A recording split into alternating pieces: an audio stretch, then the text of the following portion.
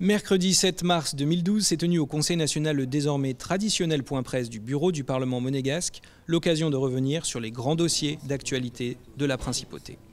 Principal point à l'ordre du jour, la situation des finances publiques de Monaco suite à la publication des chiffres à fin janvier 2012. Des chiffres tout à fait encourageants ce début d'année, surtout dans le contexte économique européen actuel. Le point avec Alexandre Bordero. Ils sont encourageants en ce qui confirme les chiffres de l'année 2011, c'est-à-dire qu'ils sont à la hausse. En effet, en 2011, l'économie monégasque s'est bien tenue et les recettes de l'État ont augmenté par rapport en 2010. Et en 2012, elles ont encore augmenté. Et pour vous citer un exemple, les recettes totales sont de l'ordre de plus 31% par rapport à janvier 2011. On avait estimé effectivement en septembre dernier que le déficit de l'année 2011 serait aux alentours de 40 à 50 millions d'euros. Je pense qu'on atteindra ce résultat assez facilement. Toutefois, malgré ces bons résultats et cette bonne tenue de l'économie nationale, il est important de se rendre compte qu'on vit dans un contexte économique incertain, notamment au niveau de la zone euro. Et donc notre Assemblée appellera à la plus grande prudence budgétaire durant cette année 2012. Autre sujet de première importance abordé avec les journalistes, le projet de réforme du système des retraites monégasque annoncé par le gouvernement et dont la mise en application devrait être effective au deuxième semestre 2012. Nous avons été surpris sur l'annonce qui a été faite, surtout sur la nécessité, d'après le gouvernement, de voter ce texte de loi pour une session extraordinaire en juillet.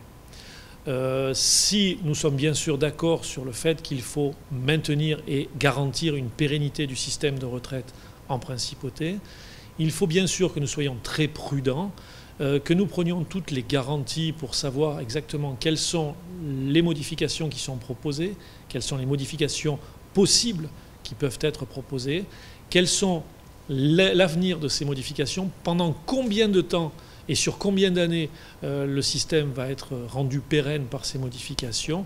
Et je crois que c'est vraiment tous ces aspects-là qui doivent être étudiés. À cette occasion d'ailleurs, il faut bien penser que nous devons rencontrer des experts, nous devons rencontrer également les partenaires sociaux pour pouvoir mettre au point et essayer de trouver une solution pour cette pérennité du système des retraites. Pas de précipitation. Déjà, il faut que le gouvernement nous transmette l'ensemble des données. Donc je crois que vraiment ça c'était très important. On n'a pas actuellement une vue d'ensemble sur le système des retraites actuel, sur son devenir. Et donc je crois qu'il y a déjà cette réunion d'information qui doit être faite avec les conseillers nationaux. Nous avons également des rencontres une fois que le projet de loi sera proposé et que le dispositif sera proposé. Il faudra également que nous rencontrions les partenaires sociaux et sans doute des experts pour évaluer différemment les différents points de modification. Les attentes du Conseil national, c'est de garantir que ce système va rester pérenne. Je crois que ça, c'est vraiment la chose fondamentale à Monaco. Nous avons besoin d'un système des retraites pérenne pour nos retraités actuels, pour les retraités à venir également, pour aussi l'attractivité de notre pays, puisque c'est très important. Les retraites font partie de l'attractivité. Les salariés qui viennent travailler en principauté viennent également non seulement pour les salaires qui sont servis, pour le travail qui est proposé, mais également pour l'avenir de leur système de retraite. Donc je crois que c'est important de garantir ce système sur le long terme. Ça, je crois que c'est vraiment un point fondamental.